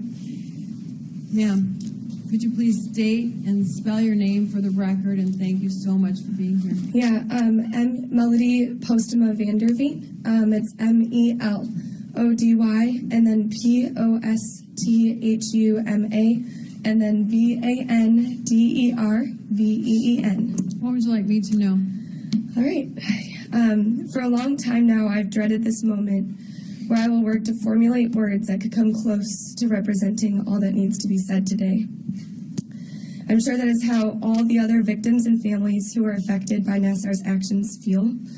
There have been countless articles, news reports, court hearings to list all the awful things that he has done, and every one of them are true. I'm standing here today with so many others who are abused by Nassar, and each of us have our own perspective and story that has forever been changed because we were the unfortunate ones to go to him for a professional service. I date my experience back to my 13th birthday. I was clearly just a child. I was very vulnerable because I was never educated in the area of abuse until much later. Even when I was knowledgeable, there was no way that I could have ever identified what he was doing as such. Larry was a craftsman of manipulation, using his power and status to control and take advantage of children, who he groomed to essentially worship his name. He hugged me when I walked into the room, made jokes with me, asked me questions about my personal life, about my boyfriends. He established a relationship of trust with me. This went on for over 6 years of regular appointments with 45-minute sessions, all a part of all of them except one that I can recall. Little did I realize that me seeking help for my intense body pain would result in a life of trauma, high anxiety disorder, and post-traumatic stress disorder. I first received the article back in September 2016 from my high school friend because she knew that he was my doctor. In fact, every one of my schoolmates knew that I went to him because I had so many regular doctor appointments. He had me so fooled that when I first read the headlines of the article, I laughed in disbelief and defended him. Side note, I was in a dance rehearsal and I straight up just told people, I was like, look at this. It's such a lie. Like, I went to him for years and I defended him at that moment. And then I read the article and then it hit me. I was one of the women that people talk about that might be messed up for the rest of my life because I was sexually abused. From that moment on, my life changed drastically. I spoke with reporters, detectives, my parents, my brother, a couple close friends, and later the FBI. Every time I got a 517 call, I panicked. I remember the day that I saw his phone number in my phone and I deleted that. That was months after finding out. I had to block him on all social media. How did that feel? It was kind of crazy to realize how personal of that relationship that was there. Did that start to empower you? Yeah, absolutely. But next came the nightmares. Some of the people I told did not believe me. I admitted myself into counseling that very first week because I did not want to be one of those messed up girls who could not function in a relationship. I met my husband that very week. The first time we talked was because I had a panic attack in public and he was working and he stepped out of the counter and said, "Can I pray for you?" And we prayed together. And now we're married 3 months almost. Thank you. Over the course of 2016 into 2017, everything became more difficult as national news stations were covering information about him. People would send me articles, they would text me articles. Professors would talk about it in class and describe what they thought happened. Nothing has been private regarding this issue, nothing. Imagine your deepest, darkest pain that was never in your control being publicized nationally on a regular basis for a year and a half. I'm standing here today, 4 counselors later. My family's under immense financial stress from all the counseling bills and still fighting to be freed from the pain that has been caused to me. I'm not alone in this. There are hundreds, if not thousands, I really believe there are thousands of others who are affected and will continue to be affected decades after you remain behind bars. So I ask, what are we to do with a horrific situation such as this? I've had a lot of people say to me, I hope he rots in prison or he can burn in hell. But the reality is we need to call out a deeper issue at hand. We live in a society that does not take action when it is most needed. Knowledge is power, and even when people have knowledge that could heal, they most often say nothing. It is important to remember that this man has a severe mental illness. He is a sick, evil man.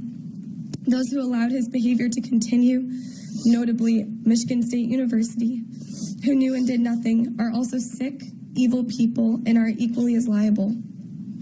I was never notified about Larry's restrictions which were placed upon him while I was being treated. If I had known, I would have immediately stopped seeking professional help from him. Everyone after 2014 could have been protected due to these restrictions, but no one spoke up, even though they were legally obligated to do so. My last appointment was December of 2014. He did the normal treatment. Of course, vaginal penetration was a standard. Then he told me, I think you have a ligament disease called Ehlers-Danlos syndrome. He said, you're more flexible than all the other girls. I could put my whole hand inside of there and move you around however I wanted to. So he admitted it that last appointment. I never saw him again. I did get diagnosed with that disease, and I suffer for the rest of my life with that, and a lot of it is probably due to the pain I have experienced from those treatments. Giving him a life sentence today is what I am asking for, but that is just the starting grounds for what really needs to happen going forward. Organizations, businesses, our schools, and universities specifically should be on high alert to protect innocent children, beginning with women.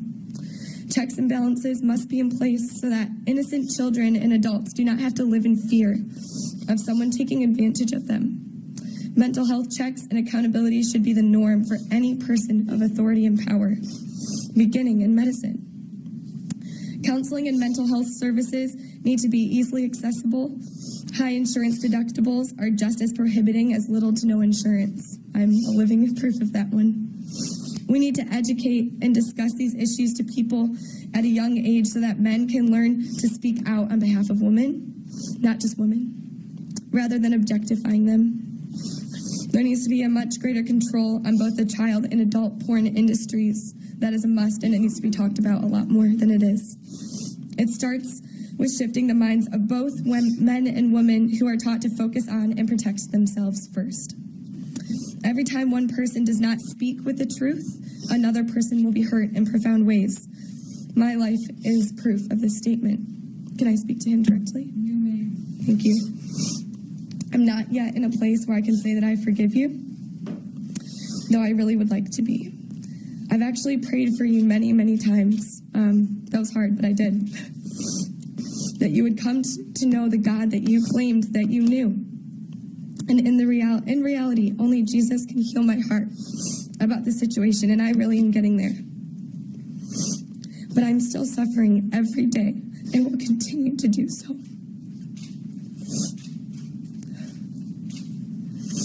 And I ask each one of you and everyone that this reaches that you will help cultivate environments where women do not have to live in fear. I wholeheartedly believe that this begins with giving you a life sentence today.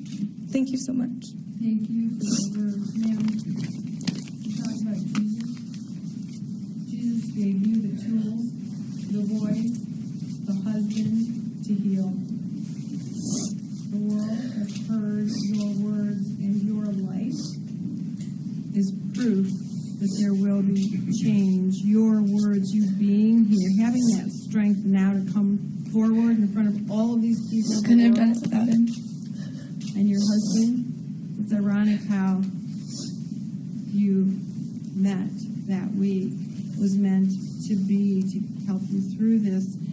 And that's a gift you shouldn't take lightly, but neither should you say that you are messed up for the rest of your life. I don't believe you. Good. That's what you said. I don't feel that you're messed up.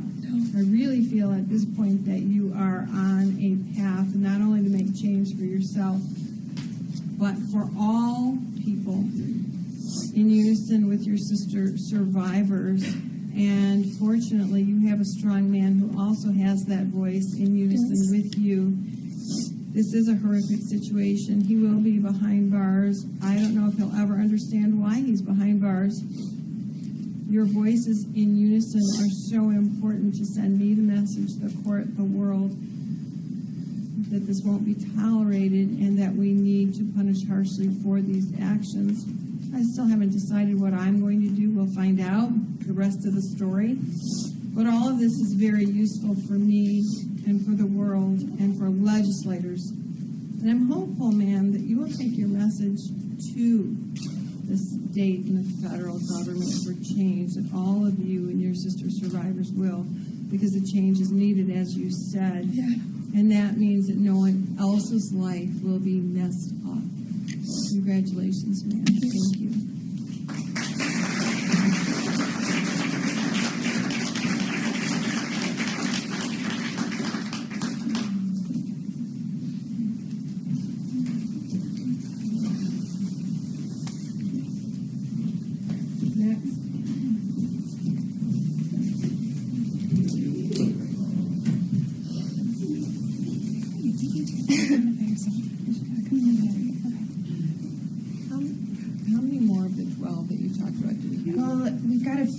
Absolutely have to go today that are not part of the 12. So, So how, do you have an order for that? I do. Yeah. I just, we'll be here until about 4. We need to get him back to CMH. My reporter will need a break, so I want to make sure we do all this. Our advocates are doing an amazing job making sure priority is going to those people who have to go and they know that they might get separated from their group, but they're okay with that. So I think we'll get through most of them now. Yes, absolutely. Okay. Thank you. Hi. Thank you for being here. The next survivor is Christine Harrison, and her photograph is displayed. She has agreed to be publicly identified. She is accompanied by her father, who is a law enforcement officer as well. Sir, this must be terribly difficult on you with what you know. Thank you for being here. Thank you. Hi. Ma'am. Hi. Thank you. I need to know your name and the spelling, and then you may proceed when you're ready. Take your time. My name is Christine Harrison, ChristineHarrison.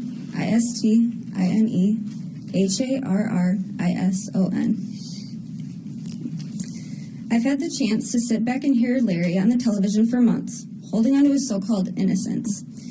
And when I had the chance to physically sit in the courtroom in November to hear him plead guilty to sexual abuse while insisting it was time for all of us to heal, it fueled a fire in me.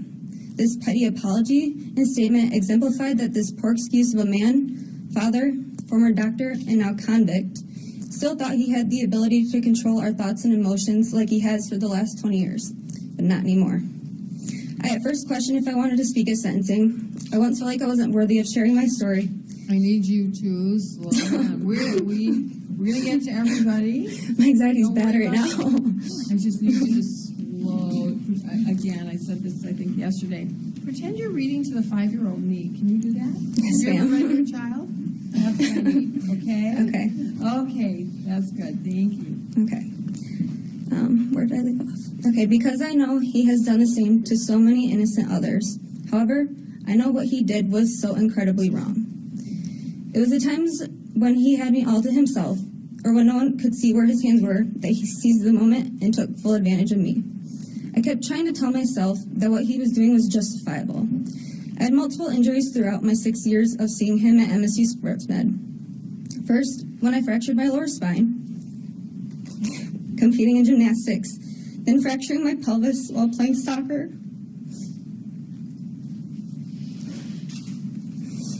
My sophomore year of high school, I was told that my pelvic fracture was only one of 2 that he had ever seen throughout his entire career at MSU, and that my injury was only typically seen among men. Excuse me. So my naive 15 and 16-year-old self thought that maybe it was normal and acceptable for him to put his ungloved hands into and onto places throughout my body that may not have been okay. But now, 4 years later, I know the truth, and I know I'm worthy of sharing my story, regardless if he remembers what he did to me or not. I remember, and that is all that matters. This entire process of reliving and hearing all that he has carelessly and ruthlessly done to not only me, but to other survivors, has taken a toll on my overall mental and physical health. I've lost 20 pounds in the last 3 months due to stress. When word of the abuse first started to come out in 2015, I remember having all sorts of feelings coming over me. I was confused, angry, and anxious, just to sum up a few. I never wanted to believe that someone I put so much trust and faith in was capable of doing such a horrific thing to me and so many innocent others. I also started to have some stomach issues that could not be pinned to any sort of allergy or diagnosis when the word of his abuse first started to come about. I remember going to a specialist to have testing and procedures performed to see if they could diagnose what was happening within my body. And when I found out I was going to be seen by a male doctor, I freaked out and I made my mom come with me at age 21 because I had lost all trust in male doctors at this point. But it wasn't until I met with a handful of other incredibly brave survivors when I started to connect the dots. They too had suffered from numerous stomach problems, migraines, anxiety, night terrors, and depression as a result of what happened to us decades, years, and even months prior. Some even had the same procedures I had done to try and diagnose their stomach issues. I continually talked with the other survivors to make sure that we were all receiving the help, care, and support that we need. The circumstances as to how we met are really unfortunate, but it's very comforting having them right here with me to relate to, because I do find it hard at times to talk to my family about what was happening at appointments. I know my parents hold a lot of guilt for allowing me to be seen by him for so many years, but they, as well as myself, were not aware that his so-called treatments weren't going to help me be able to play the sport that I love, let alone walk. As a current senior at Michigan State University, school has not been very easy for me to focus on since all of this has started to unravel. I will forever be thankful for my education. However, it is very discouraging and infuriating seeing how my university has handled this horrific situation. I still have a lot of unanswered questions, as I'm sure most, if not all, of the survivors do, and I can only hope and pray that more of the truth is exposed in time and that the enablers of Larry are held accountable for their inability to report his heinous acts. Larry, you do not have a say in when any of us will heal from the abuse you've put us all through. I came to you thinking I was going to receive only physical healing for my sports injuries, and now I have been left to deal with both emotional and mental healing as a result of your selfish acts. My family always used the saying, the Lord helps those who help themselves. But with you, you had the opportunity for years to seek help. You knew what you were doing was wrong, but it wasn't until you got caught that you started to ask for forgiveness. Instead, you fed your sick fetish by putting your unwashed and ungloved hands on and into hundreds, if not thousands of girls, myself being one of them. As others spoke on earlier this week, you compared touching us innocent little girls to alcoholics abusing alcohol, as if abusing alcohol was even remotely similar to sexual abuse. And if you truly think that this is an accurate representation of what you were doing to all of us, then you are more mentally disturbed than I've ever thought you were.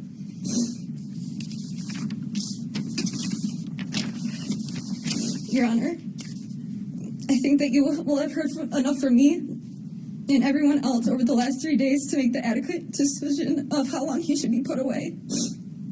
And I know I have a lot of trust and faith in your decision.